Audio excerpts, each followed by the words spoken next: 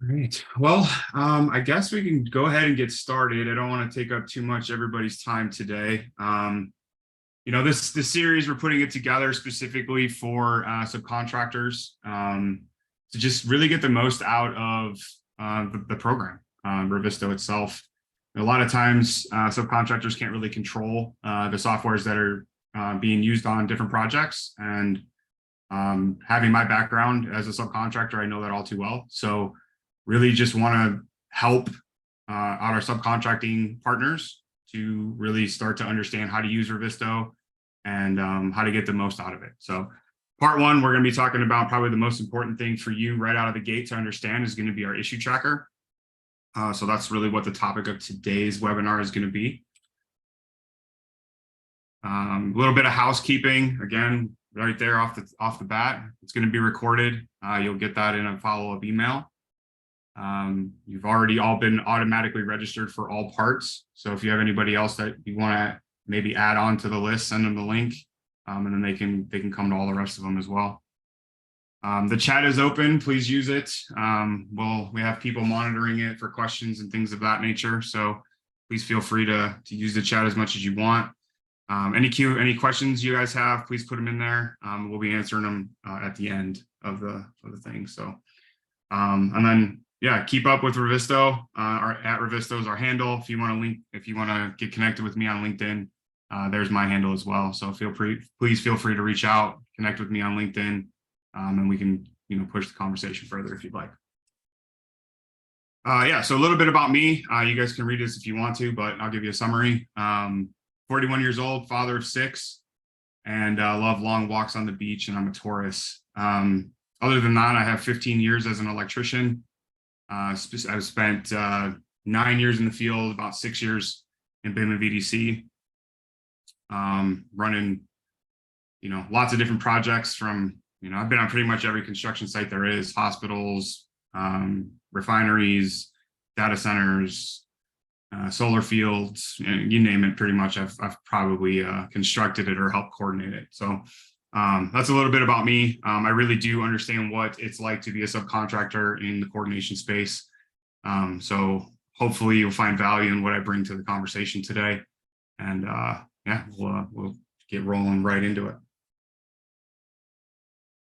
Get a drink of water and then we'll start. All right, so issue tracker. So really, the issue tracker in and of itself is issues, right? But that word is kind of loosely defined as far as we're concerned. An issue doesn't necessarily have to be something that has to be solved. It can be just something that you wanted to put in for reference later or something that you wanted to, just keep track of, right? So a lot of times I think we get stuck in this idea that the issue tracker is really going to be everything has to be closed in this issue tracker in order for the job to be complete. And that's just not necessarily the case on every project. So when you open up the issue tracker, you'll see I have this expanded out to show all the different panels that we have available. From left to right, this is really how we're going to filter a lot of these issues out. So starting out, you'll see this project, we have 364 issues. I can go to just the current issues, and that's going to bring that down a little bit more. If I go to my open issues, right, it starts to filter even further. So, on projects, it's not uncommon to see 10,000, 100,000 different issues on the project being tracked. So this can get a little overwhelming and not really be able to understand, kind of what you're looking at or where to even get started, right? Because that's a really big whale and we want to try to eat that. We don't want to eat that whole, we want to eat that piece by piece. So this right here is just a list of all of the issues that you have based on the filtering that you have applied. Put that out of my way so it stops popping up on me. The next window is going to be our chat window. This is where you guys are going to do all of your communication on this particular issue or topic of conversation, right? So all this is going to be date and time stamped. It can be updated with pictures. It can be updated with files that you may have on your desktop, 360-degree photos. All that can be uploaded directly into this issue from here to help support and give more context to whatever issue it is that you may be looking at. On the right side here, this is what I call the metadata panel. This is really like, the nuts and bolts of the issue, if you will. It's going to tell you things like what is the status of the issue? Is it open, in progress, solved, closed? Who it's assigned to, the priority of the issue, deadlines, and even down into like, actual location data as well. So as you're working through these issues and you're trying to work through your assigned issues and those types of things, this can be really helpful to help further understand exactly what the issue is, and where it may be inside of a 3D space, or even 2D for that matter. So for me personally, the way that I always use to go through my workflows in Revizto is I would actually set up and use these custom filters, and I really wouldn't even save it. It's just something that I would use and I would just filter through. So I'll show you kind of how I did that. So by assignee, I always either selected my name here or current user. That's going to be the same for me in this case because I'm the current user, right? That makes sense. Next is going to be status, is going to be none of solved or closed. I don't need to look at these. I've already either said that I fixed it or it's already been approved and closed out. The next thing I did is I would set a deadline, and this I would set for, doing the next 7 days, for example. So that way I could plan out my next 7 days worth of work. And then what I would do is I would just start going through the list of priorities here. So if it's a blocker, I'm going to start there. I'm going to look at all 4 of these issues. I'm going to either comment on them or try to, come to resolution on these 4 issues. Then I'm going to go down to my critical issues, right? And then I'm going to go down to my major issues. And then I'm going to go down to my minor, right? So it just kind of followed this workflow from what is due first to the highest priority. And it allowed me to really streamline my work across.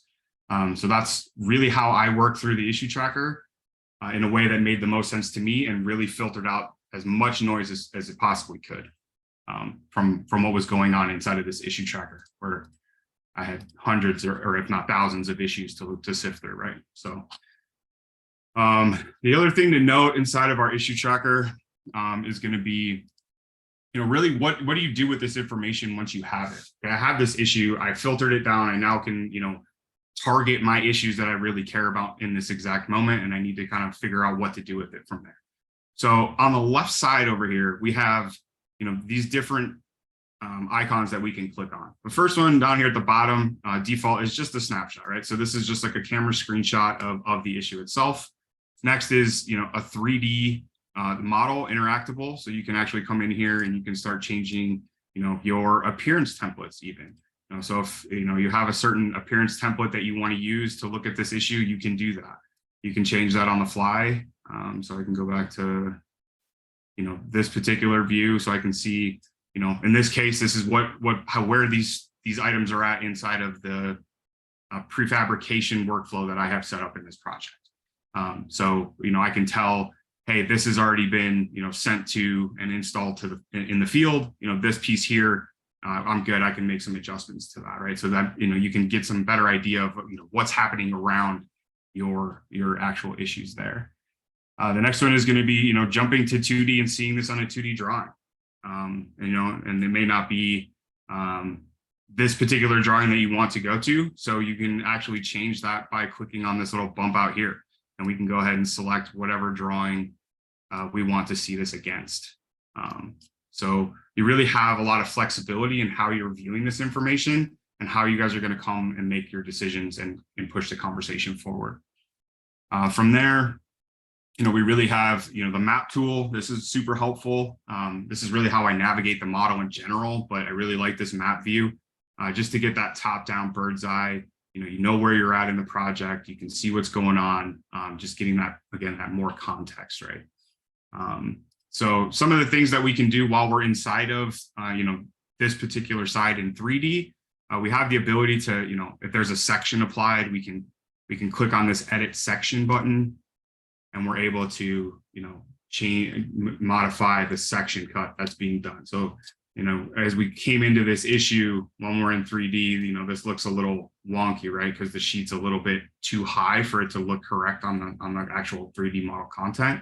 So in this case, I would come and I would drop this down so that I'm a lot closer. So that way, when I'm looking at the 2D on top of the 3D, it's a lot cleaner. So I will hit done there. And then from there, this is going to be my updated screenshot. So I could apply, some markups here, a call out. Get spelled today, that'd be great. You know, if I had photos, I could upload those at this point, but, you know, and then you can see, like, we have the living document here of what's going on with this issue, right? So this has been updated. You know, I can go back to this old existing one. I can even activate that view in 3D again, or I could come to this view, activate this 3D, and then I have the updated overlay, right? So that can be super handy, especially if, you know, sometimes, you know, this context isn't necessarily the best and you want to update it. So that's how you're going to go about doing that. I do want to talk about, you know, just getting to the point of being able to overlay a drawing on top of this. So if you had an issue, and I've done this quite a few times, as you can tell, I'm having a hard time. So if we want to, so we started with an issue, it was created in 3D. There is no 2D overlay to this. And there's a workflow here that I want to show you in order to get that information into being part of this issue moving forward. So if I activate the 3D and then I come to 2D, you can see I can choose which drawing I want to see. So in this particular case, I want to go back to my wire basket tray, right? So now I have that sheet on. If I come and overlay this drawing now, I have the ability to do the same thing that we had just done before. Okay, I'm going to X that, and then I'm going to go back to 3D, and I'm going to update 3D. And then at this point, now I have a screenshot here. Again, we can do the markup thing if we want to, but as you can see now, when I go to 3D, I have that sheet overlaid now. So again, if you need to get that extra context, you want to add a little bit more, you know, if you're trying to review this maybe with somebody in your field team who's not super great in 3D, which happens quite a bit, you know, you have the ability to just bring all this together at the exact same time. And then just put that inside of the issue itself. So that way it lives there and you guys don't have to worry about, oh, do I need to overlay this drawing? Do I need to do this? Do I need to do that? Right. So now all the information is condensed into one place, and really start to speed up kind of what you guys are doing. Something else to note that I want to point out, outside of, you know, kind of how we update information and how we view information here, going back to filtering a little bit. I said down here we had some of this metadata. This model provides grid and level information. So in Revizto Plus, you can click on this and it'll filter your results to be just that level, right? From that point, we do have another feature where if we come up to this icon up here and we select objects related to those issues, we can select all of them. They're all going to be selected. We can hit done. So 56 objects have been selected. And then at the bottom here, if I turn off my sectioning and my overlays, I can filter those out so I can look at all the issues on that floor all at once. From here, you know, I have the ability to do things like coming into the selection inspector, and then I can create an issue for every single one of these items, or I could combine them into one issue and call that, you know, level 4 open issues.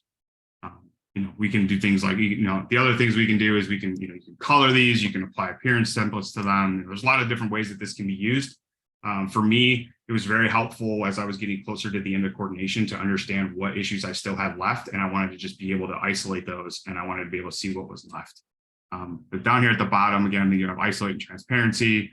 You can isolate them all together, or we can just bring everything back if I hit the right button. Yeah, so those are some, you know, just some tips and tricks for me on how I get around the issue tracker and really how I try to do things and really try to make my life easier, because before, you know, I really didn't have a good way, and I was kind of just fumbling through here, or I'd go to like my current issues and, you know, spend all day trying to get through all of these issues, when in reality, I just needed to be focused on the very few items that I had that were assigned to me that were due within a short period of time. And then being able to take that from priority and then, you know, working through my workflows like that. So that's really my workflow, and I hope it can help you guys moving forward.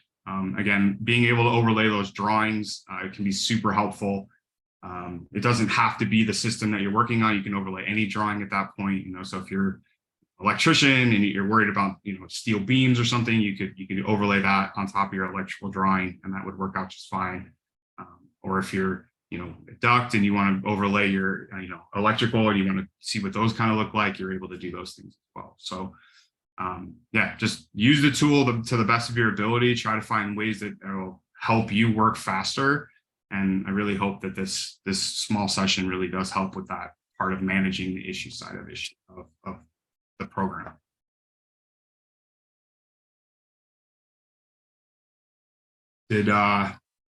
Did we have any questions? I know I'm trying to keep these kind of short and run through, making them fast. So I kind of went over the things that I wanted to talk about today as far as issue tracker, so we can get you guys in there and jamming around in there.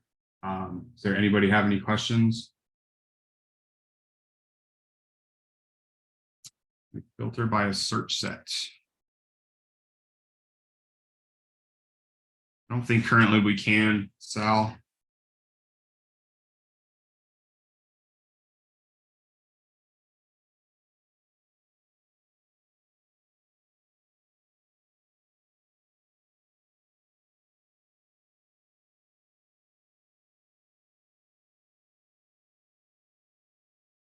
Just going to run through it again, but I don't think I saw it.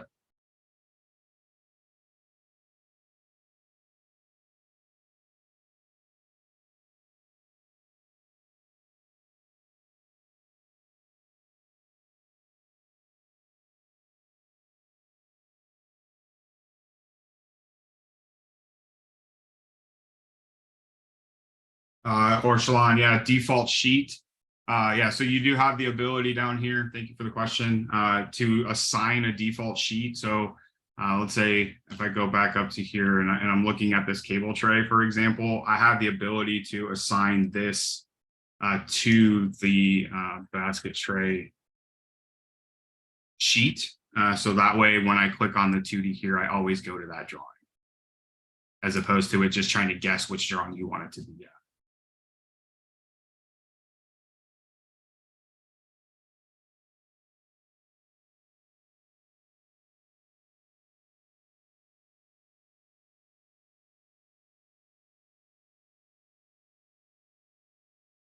The revisions we make while in Revizto are reflected in the Revit model the program is referencing. Revisions we make while in Revizto. I don't believe that's, I'm not sure I completely understand the question, Chuck, but any changes or updates that we make inside of Revizto do not get reflected back to authoring software. We just consume the information from there, and we were able to manipulate it inside of Revizto.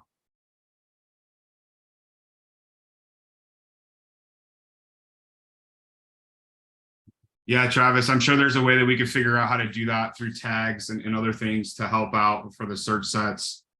But yeah, and then you would be able to filter by the tag down here through custom properties or some of the other high-level stuff that we have available.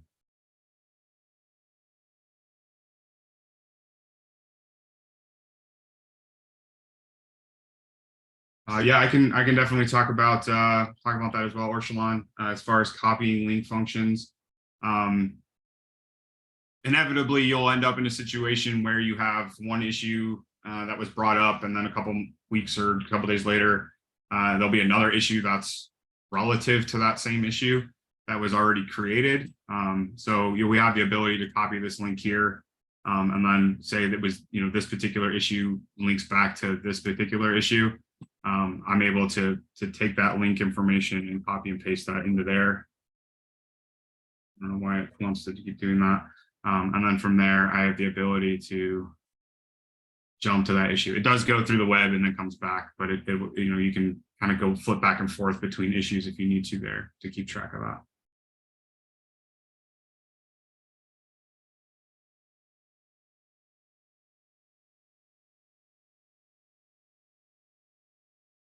Roxanne, yeah, great point with switchback. That's something that's going to be in a different day.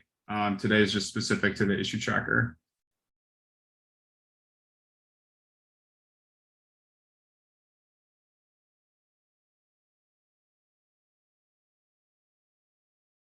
Yeah, no problem, Roxanne. Yeah, Lee, we did talk about how we can add files and photos to the chat as well. And that's just through this, through the chat window at the bottom. Again, that's that paperclip. You're able to add those right there into the chat window.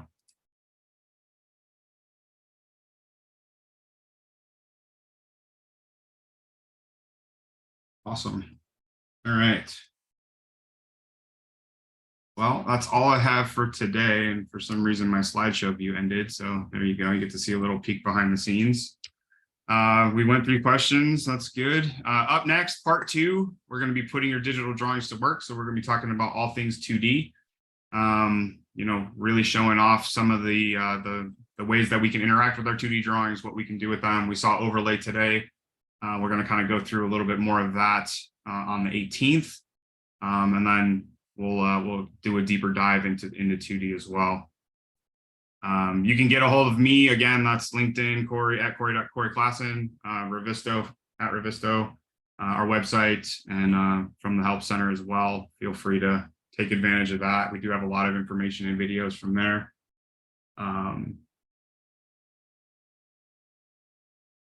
Oh, hold on. I think we have one more. Can you add photos live from your phone cam on mobile? Yeah, you can take, if you're on your mobile app or iPad or phone, you are able to take a picture directly from there, and it goes right into the issue. Thanks, Chavez. Yeah, so, you know, just finishing up today, we do have Rev Up coming up 2024, March 18th through the 20th in Denver. This is our second one. The first one was an absolute blast. So much fun. We had learned so much. We have great speakers. Just, you know, really putting it out there. If you want to register, revup2024.com. Check it out. There's a QR code there if you want to scan that. But yeah, it really good time. And really some of the top people from the industry, they're talking, teaching, you know, doing what I'm doing here and just sharing their knowledge with the rest of the group. So please feel free to sign up and join us. And thank you very much, everybody. Really appreciate you guys joining in this first session. Again, I hope you found some value out of today's webinar, and we'll see you in a couple of weeks. Appreciate it, everybody.